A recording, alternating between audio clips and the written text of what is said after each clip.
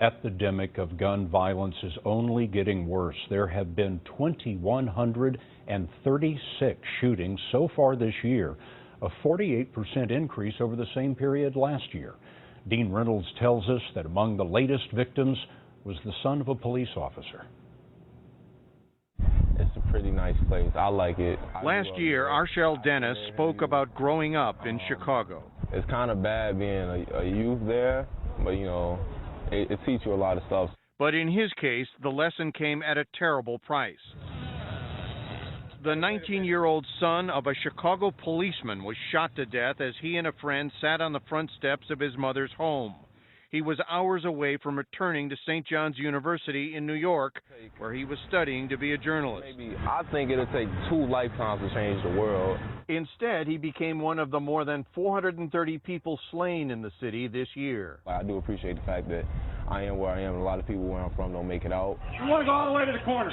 Police don't know the motive yet, but sources say gang initiations were happening in his neighborhood over the weekend, with aspiring members told to, quote, "Go kill whoever you find." That's a rite of passage for them. Now, how bizarre is that? Police Superintendent Eddie Johnson was once a patrolman with the young man's father, Officer Chico Dennis, who Johnson says is now inconsolable. It just goes to show you how violent crime can reach out and touch you when you least expect it, you know. And it's just sad because here you got a man that was raising a son to be a man, doing what he was supposed to be doing, and simply came home to visit his mother, and then this happens to him. Scott, the superintendent told us he is confident there will be arrests in this case. We are going to catch them, he said. This is personal. Dean Reynolds reporting for us tonight. Dean, thank you.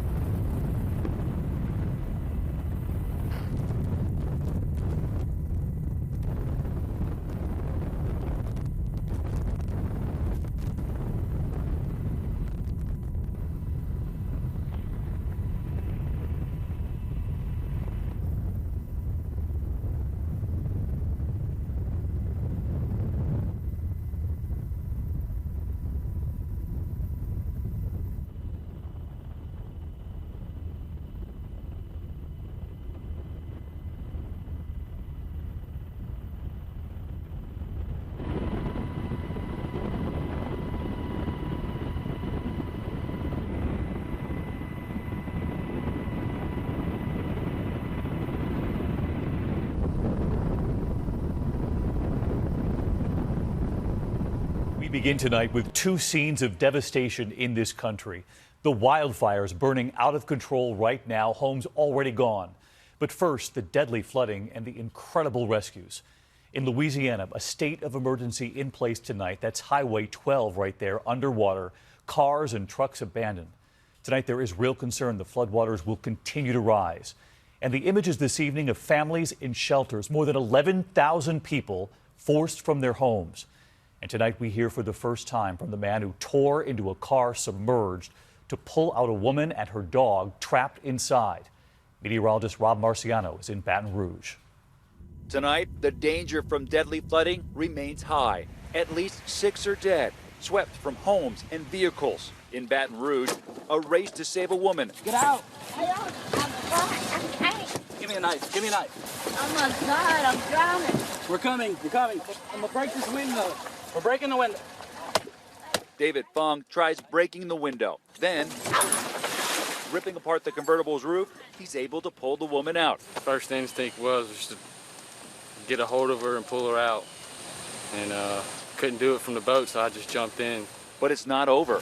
Get my dog. Her dog. Get my dog. The woman begging him to save her dog. I can't get the dog. Maybe she's gone. No, she better not be. I got your dog. Oh! More than 20,000 rescued, some plucked by Coast Guard chopper. got a bit of a sway. I'm going to see if I can slow it down. Roger. East Baton Rouge Sheriff Sid Gocho keeping that baby warm, helping save this family from rising water. Some spots getting more than 30 inches of rain since the storms began. The big rivers have crested at record levels today, but backwater flooding, a huge problem. That's going to continue, and you see it everywhere. 3,400 Louisiana National Guard troops rescuing people round the clock, and hundreds more saved by fishermen and anyone with a boat. What's being called the Volunteer Cajun Navy. Tonight, our Philip Mena in one of the hardest hit areas of Baton Rouge. Residents here were hoping to get their first look at the damage, and the water has receded quite a bit, but it's still too dangerous for them to go inside. The All-Britain family now salvaging what's left. Devastated. I've cried all day. My whole life savings, everything is in that home. Still, they're the lucky ones. 3/4 of property owners here don't have flood insurance. Just incredible images of devastation. Rob Marciano joins us live tonight. And Rob, you were telling us the flood threat now extends from Louisiana all the way north? Way north, and it hasn't rained here in a while, but still the rivers at major flood stations, still dozens and dozens of neighborhoods like this inundated. Take a look at the flood warnings across Louisiana, but the flood watches that extend from Texas all the way north into Illinois and Indiana. And by the way, near Indianapolis, we had a confirmed report of a tornado today. The flow of moisture continues to be off the Gulf of Mexico, so we'll still see showers and thunderstorms. The heaviest will be north, but the accumulated rainfall could easily be a ½ inch. Any more than an inch here, David, will cause some more problems this week. Rob Marciano with us tonight from Louisiana. We're going to get started with the situation that is taking place in the south. The rivers in flood-ravaged Louisiana expected to crest today as the number of people needing rescue jumps to 30,000. At least 6 rivers there have already hit record levels. You can see the devastation in this drone video. Entire neighborhoods are surrounded by water that's nearly as high as the rooftops. Even a National Guard truck couldn't handle the floods. Look carefully there, and you can see the top of the vehicle submerged in the deep water. ABC's Adrian Bankert has the latest. New video giving us a look at the widespread devastation in what is being called some of the worst flooding Louisiana has ever seen. Some in Baton Rouge returning to the dangerous waters to check on their homes. It was nothing like this. It was a lot of displaced people, a big area, but this is a whole town just washed away overnight. It's like the end of your life, end of your world, you know, having to start over like that. We worked so hard for it. In this dramatic rescue, a man pulls a woman and her dog from a sinking convertible. First instinct was just to get a hold of her and pull her out, and couldn't do it from the boat, so I just jumped in. A local sheriff carrying a baby, helping lead this family out of rising water. Locals with boats being called the Volunteer Cajun Navy. We're trying to do whatever we can in our time of crisis and disaster, so this is time for everybody to pull together if they can. This movie studio lot now an evacuation center with more than 11,000 staying in shelters. My house was underwater. I have 3 children. My sister lived in the Sherwood Forest area, and she was on top of her roof, and she has 5 children. The water expected to rise as rivers and creeks overwhelm their banks. Adrian Bankert, ABC News, New York. To discuss that further, we're now joined by Professor Anthony James Hall, who is a professor at University of Lethbridge, and he's joining us live now via Skype from Alberta. Professor Hall, what are your thoughts when you heard about this? Well, this dramatizes the tragic assault on the human rights of Yemenis, the indigenous peoples of Yemen, the assault on school children as the Saudi Arabian government pays bonuses for this assault really underlies the cynical nature. Of course, this assault on Yemen is taking place largely under the radar screen of the Western media. There's attention on what's going on in Syria, in Iraq, now Turkey, but somehow Yemen seems to be outside of the concern of those who should be concerned about the tremendous human rights abuses taking place, the destruction of infrastructure, the assault on civilians, children, elderly people. It's very, very important to underline that the world has to mobilize to stop this aggressive warfare, this war crime. In a sense, Professor Hall, is this a sign that possibly Saudis and even these armed forces involved in the invasion of Yemen aren't happy about what's happening? Well, in other words, the idea that they need to offer a motivation, a stimulus, because the people themselves don't want to take part in this assault. And of course, it is in the region. These are people, very closely connected people. This Saudi force, the backing up of Saudi, the using of Saudi to kind of experiment and apply their latest technology, these big corporations, largely American, Israeli, European corporations that want to test their weaponry and develop new generations of weaponry. It seems that the Yemeni people are being used as kind of guinea pigs in this experimentation, this process of developing more and more lethal killing weapons, weapons of mass destruction.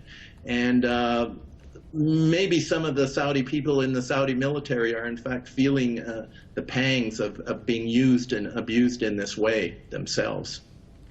And so for how much longer do you think, Professor Hall, that the Saudis can use their money to almost buy people? Because, austerity measures have already been announced within the kingdom. Yes, well, Saudi Arabia is a kind of, seems to be at the end of,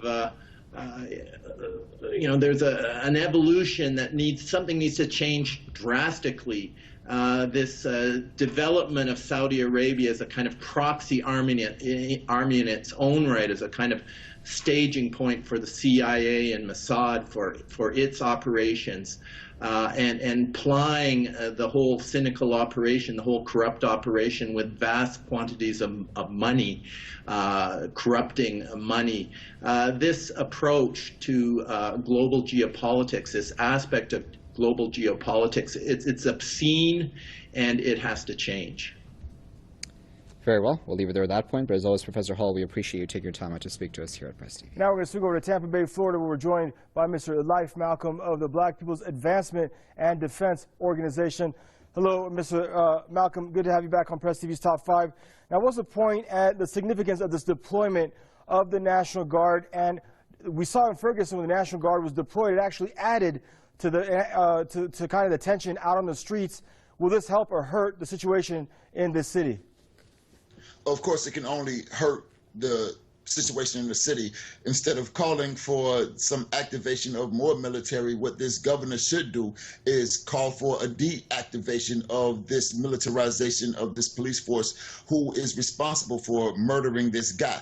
I mean, even if a citizen, so-called citizen, has a weapon, that citizen, if indeed he is a citizen, has the right, according to the Constitution, to trial by jury, not to be executed by some cop who has been on the force, I think, for 6 years or something like that. That's not how that's supposed to go according to the Constitution.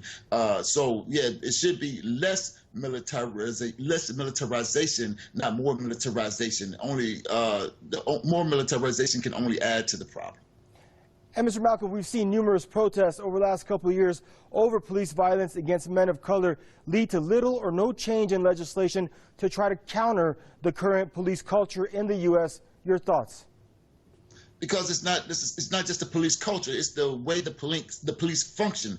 The police are I've said it before on Press TV, the police are the domestic military of the United States. They are the front line of the criminal business system of the United States of America. They are functioning how they're supposed to. The system is not broken. It is working the way it is supposed to. The thing is, it works against black people. It works against the interests of black people and other minorities as well. And it is the responsibility of those of us who are ill-affected by this system to do what we must do in order to not be victimized by this police brutality that the government refuses to stop.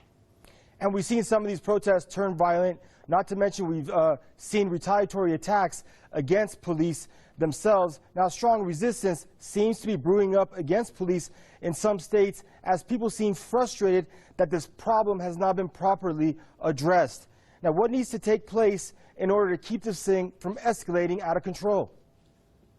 Well, the thing is, I don't know that it's frustration. I don't know that it can be considered retaliation. I think that it's intelligent to protect yourself. That's what the police always say when they shoot somebody or kill somebody. They're doing it to protect themselves, and people seem to be able to get behind that idea. I think it is intelligent for a person to protect themselves. And since voting, as you have said in this program, that legislation has not helped this situation. So voting at the ballot box has not changed it. But as Malcolm X told us in like April of 1964, there's more than one way to vote. There's the ballot and the bullet. And so since the ballot has not been working, it seems that more and more people are choosing the bullet to perhaps have their voices heard a bit more clearly. Thank you for your input and your contribution to the program. Once again, Mr. Life Malcolm joining us out of Tampa Bay, Florida, of the Black People's Advancement and Defense Organization. And joining us out of Michigan is Mr. Mohammed Elahi. He's an imam at the Islamic House of Wisdom. Hello, Mr. Imam Elahi. Nice to have you back on the program here on Press TV's Top 5. Now, Imam Elahi, many blame the rhetoric by people like Donald Trump and the rise in Islamophobic sentiment throughout the country for these murders. Your take? That's true. First of all, it's a shocking tragedy for the imams' families and their congregation, their community. Our thought, our condolences, and our prayer go with their families and congregation. The police still investigating. They made it clear that the motive was not money. And it's obvious, if it is not money, what would be the motivation to target two imams who are known in their community for their contributions, their services, men of faith, men of family. If money is not the motive, then what else can we say in this Islamophobic atmosphere as we are approaching election? Unfortunately, as you know, the campaign in many cases is not based on integrity and intellect, but irresponsibility and emotion, irrationality. Everybody just think to win.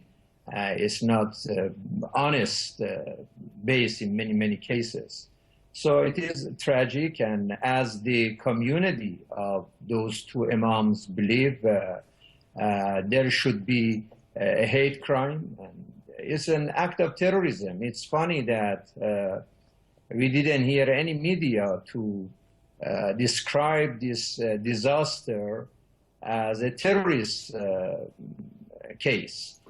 If it is not terrorism, if it is not hate crime, if it is not Islamophobia, then what is it? That's a good point. That's a good point.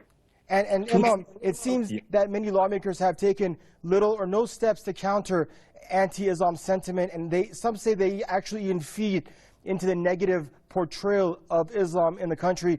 Do you feel that Washington has taken measures to protect the Muslim community in the light of the recent hate crimes and the rise of hate crimes we've seen throughout the country? I think they should take these cases very seriously and bring the criminals to justice. You know, just 2 days ago, there was a case in Chicago.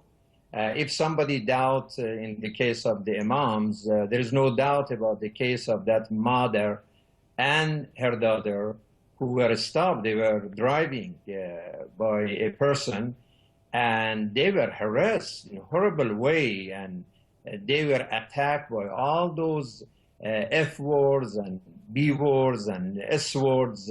It was obviously influenced by Islamophobia and ignorance of the person. So these cases are happening. Unfortunately, it's getting worse than what happened after 9/11.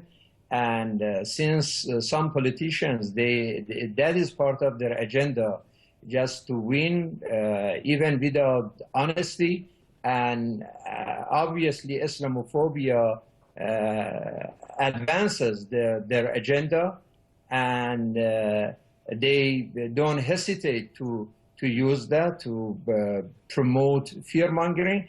And also in this country, there are more than 70 groups that officially identify themselves as promoters of Islamophobia. In the last few years, they have been spending, based on the study that the University in California did recently, more than $200 million paid by those 74 groups just to promote Islamophobia and hate against Muslims.